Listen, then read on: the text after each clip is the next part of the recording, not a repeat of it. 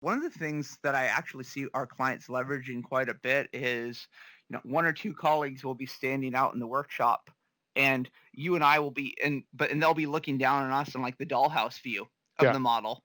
And they're talking to us, but they can still see us working, manipulating things. So it's just another way to have almost like a different set of eye in the sky Yeah. of like, no, Would, that's would, not going to work. That would, flow isn't going to work. would you be able to demonstrate that by Yeah. going out? Yeah, that'd be great.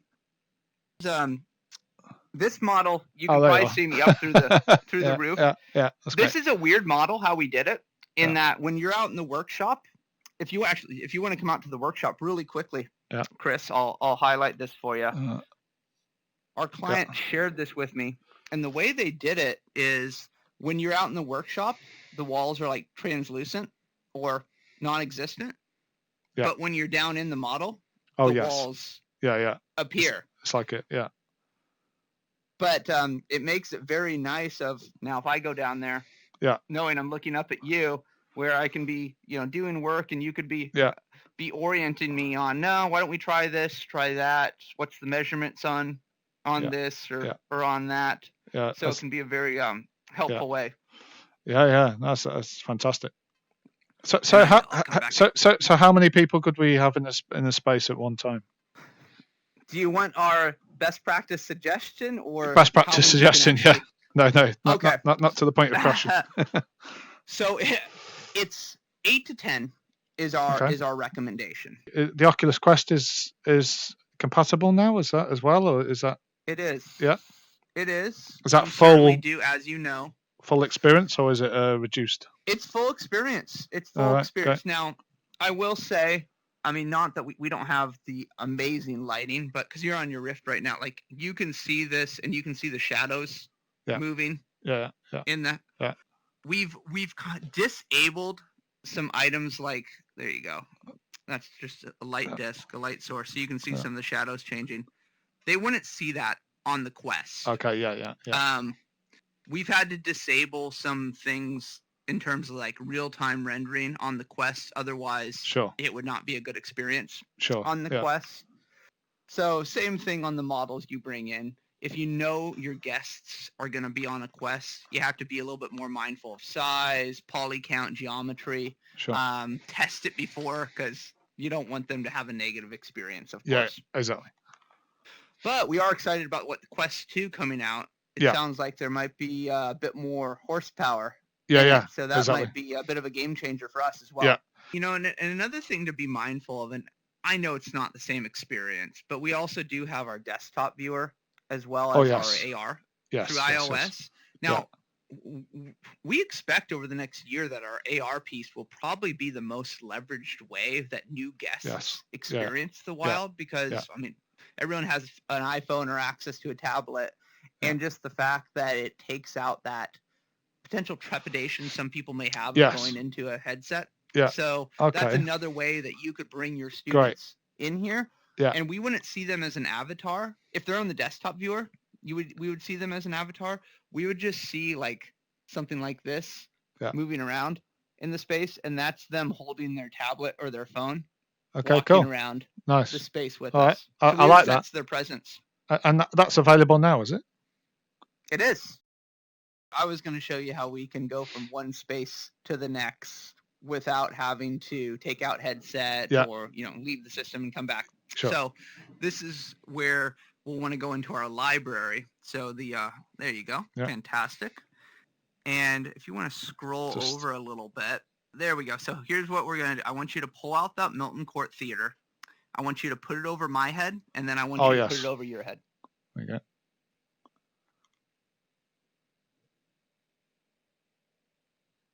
You did it. Beautiful. High five. Nicely done.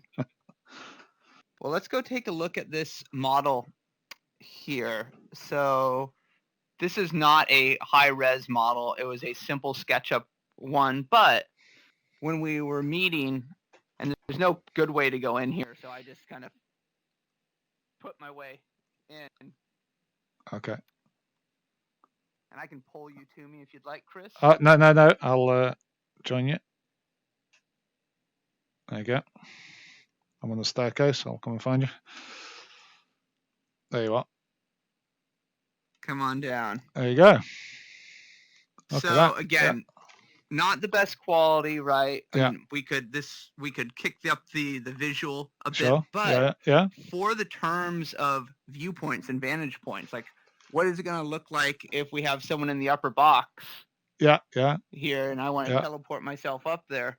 What is that experience? And now we have spatial audio too, right? So amazing. The further I get, I'll get a little fainter.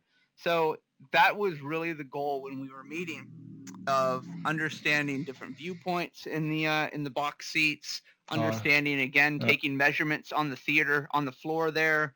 Actor will come in from left side. They'll come right up here, and we put like X's down the floor. So a few different ways that we're seeing it get used in kind of theater design and preparation. That's great. Yeah. Let's have a quick look on the the gods there. Oh yeah, that's fantastic. Yeah. Hello. And this is where too, I love to be able to scale myself up, because it makes it so easier to say, okay, actress will come right here. Actor will be over here. They'll exit here, and then I could even start to take some measurements as well, to really understand, like, okay, they're going to have a 1.8 meter gap. And for you up there in the kind of the bird's eye view, it can be a great way to really orient me on spatial positioning as well. Yeah, amazing. So what other examples have we got here? You got I'm assuming the baked lighting is for that's probably better for the people that are on the Quest. Yes. Yep.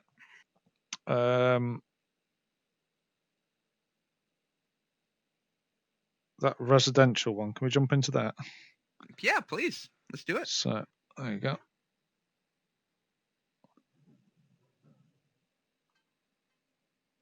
So this was quite interesting because the scale, obviously this is quite a big building. Yes. Yeah.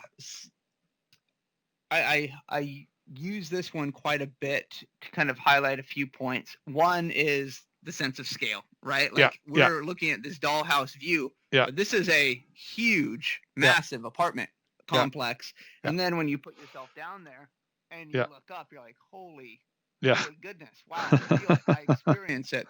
It's amazing. It is. It's great. And and also it supports a good conversation around different ways of thinking about preparing your models too. Where if we go into this, which you can, there's nothing in there. I mean, it's there's no details, furniture, finishings.